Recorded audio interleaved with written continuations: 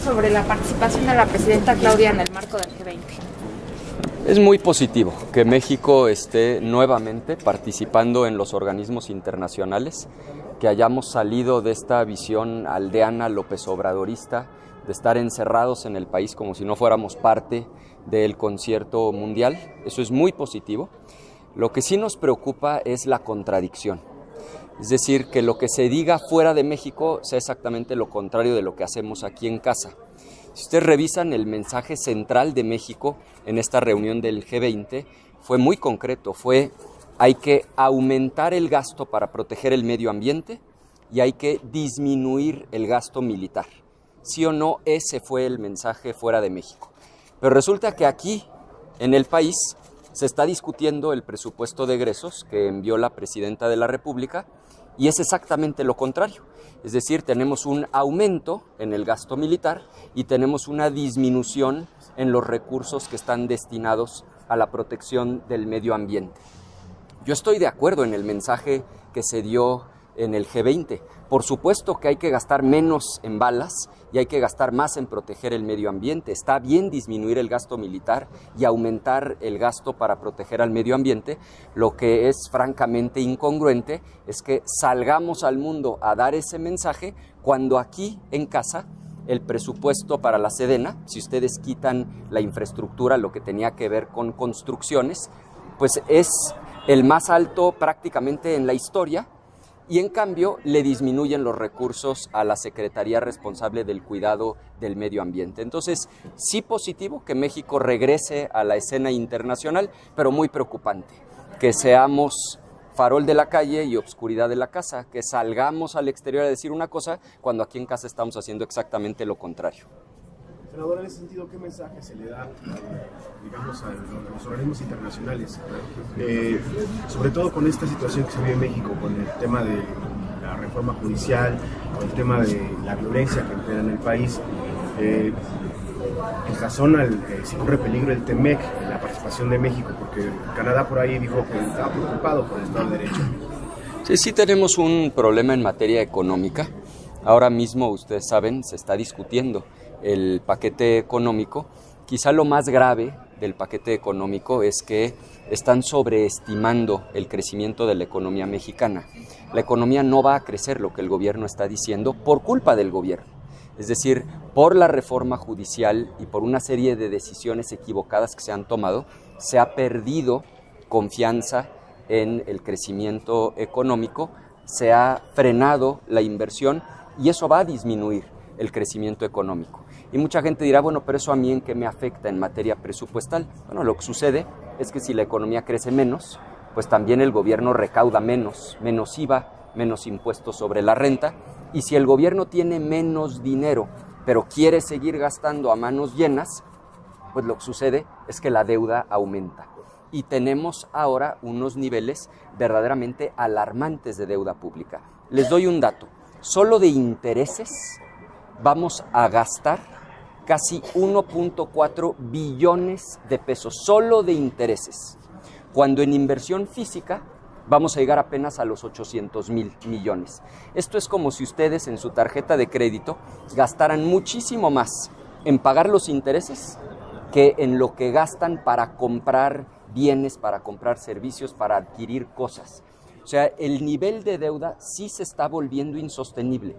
La deuda de 2024, ustedes lo saben, es la más alta casi en 40 años. Y esto de que se va a reducir a 3.9% del PIB es absolutamente falso, porque para que eso fuera real, la economía tendría que crecer como ellos dicen. Como no va a suceder y como en realidad vamos a terminar con un déficit cercano a 5 puntos del PIB, vamos a volver a tener la deuda más alta en más o menos un cuarto de siglo. Entonces, sí está fuera de control la deuda pública y es sin duda la parte más preocupante del paquete económico. Ahora, también hay cosas positivas.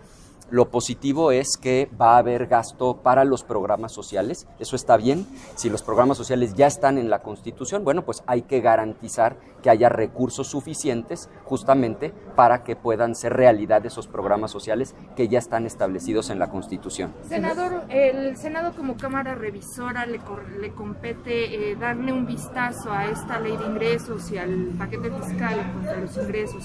¿La bancada del PAN estaría a favor de lo que están del proyecto que están previsiblemente presentando desde el gobierno federal? Así es, como usted sabe, el paquete económico se divide fundamentalmente en dos partes. El presupuesto de egresos, que tiene que ver con el gasto, en qué nos vamos a gastar el dinero, eso es facultad exclusiva de la Cámara de Diputados. Pero la ley de ingresos, esa necesariamente se tiene que aprobar en las dos cámaras. Una vez que se apruebe en la Cámara de Diputados, nos la van a enviar aquí al Senado de la República.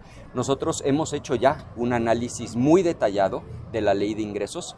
Estamos convencidos de que no se va a recaudar lo que el gobierno dice que se va a recaudar y por lo tanto el gobierno va a seguir con esta mala práctica de pedir prestado, de endeudar al país. Ya 2024 tuvimos la deuda más grande en casi 40 años. Y lo que va a pasar ahora en 2025 es que quizá disminuya un poquito el endeudamiento, pero vamos a seguir teniendo un nivel de los más altos en un cuarto de siglo, en aproximadamente 25 años. Eso nos preocupa mucho. Hay muchas inconsistencias en la ley de ingresos que nosotros vamos a señalar puntualmente.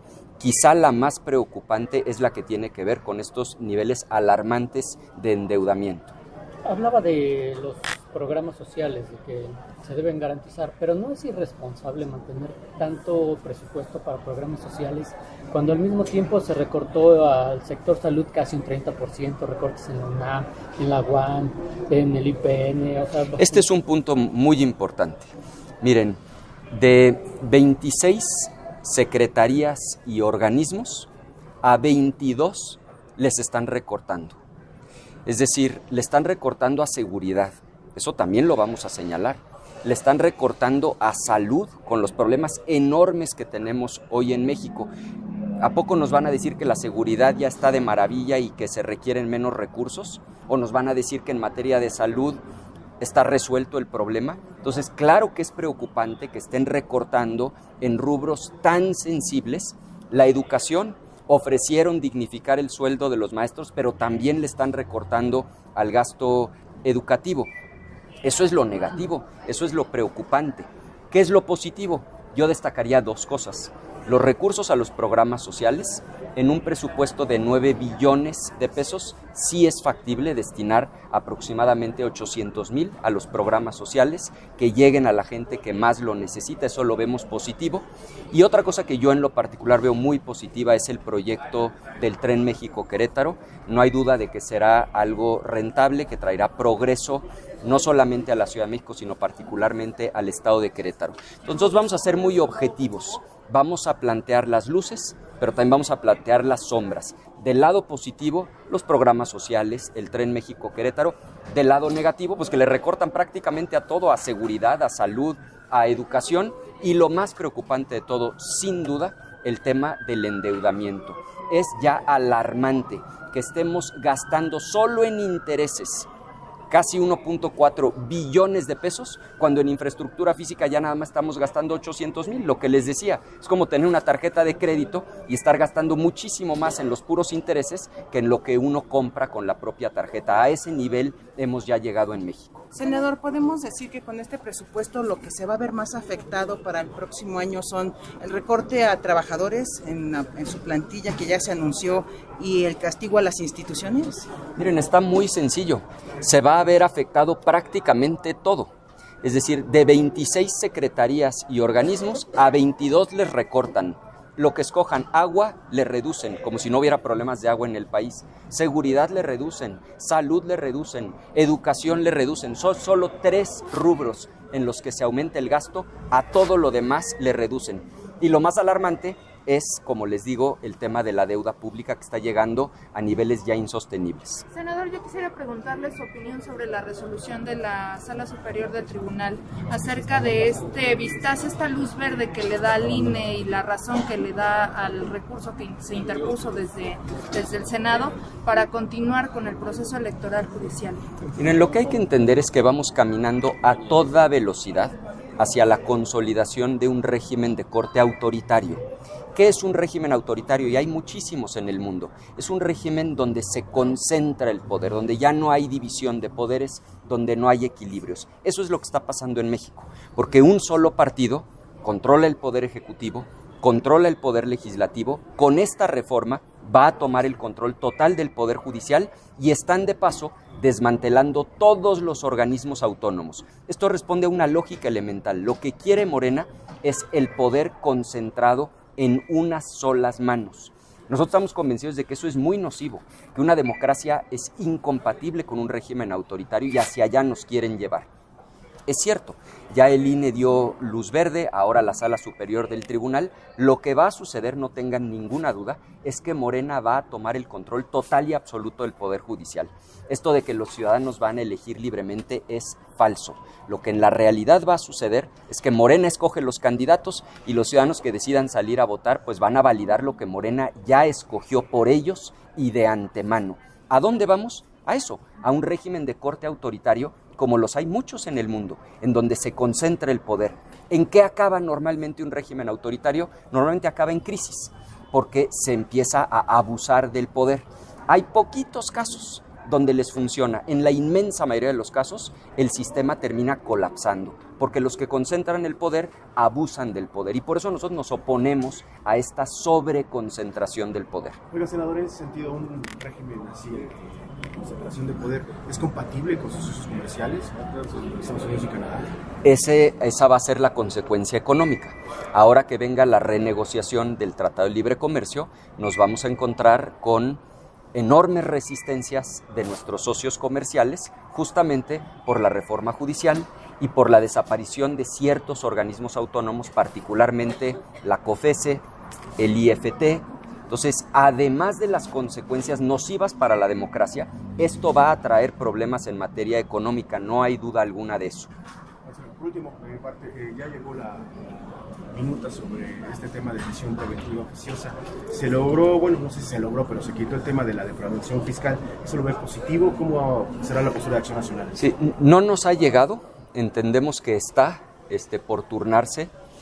Es una reforma terrible, una reforma nociva. La gente debe entender qué es esto de la prisión preventiva oficiosa. Implica que si te acusan de cualquiera de los delitos que están en el artículo 19 constitucional, en lo que se investiga, te quedas en la cárcel. El juez está obligado a dejarte en la cárcel mientras la autoridad está investigando. No una vez que ya hay pruebas, no una vez que se te declare culpable. No quitaron, por ejemplo, el uso de facturas falsas. Entonces, si cualquiera de ustedes, cualquier ciudadano, recibe una factura y ellos pueden no tener la culpa y la factura resulta que la expidió una empresa que está haciendo malas prácticas, y no piensen en el gran contribuyente, piensen en el dueño de una estética, de un taller mecánico, de una miscelánea. Si resulta que el contador que les lleva la contabilidad les entrega una factura y ese contador anda en malos pasos, al que recibió esa factura lo pueden acusar de ese delito y de acuerdo al 19 constitucional se va a la cárcel. Por eso les digo que estamos caminando hacia un régimen de corte autoritario. Es la reforma judicial, es la militarización, es la prisión preventiva oficiosa, es la desaparición de los organismos constitucionales autónomos. Todo corresponde a una lógica, un gobierno que tenga todo el poder sobre los ciudadanos. Esta reforma de prisión preventiva oficiosa es gravísima.